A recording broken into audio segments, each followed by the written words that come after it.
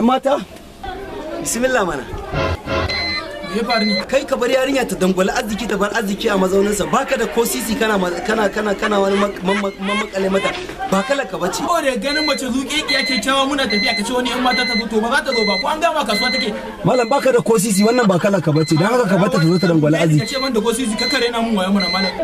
Ke ki daina biye ma irin wannan iskan garin.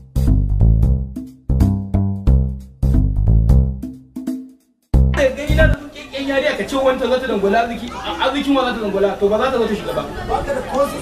To wai a kasuwa take to ba za ta shiga.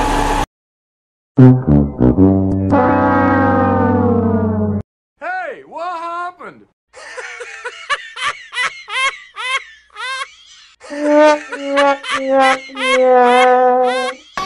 Gaskiya na gode ma Allah. Wannan renin wayan ya ma kai renin wayo. Na gode ma Allah da ya sa ma ba wanda ya ga abin da ya faru amma wannan renin wayan wani ya gani ai na bani.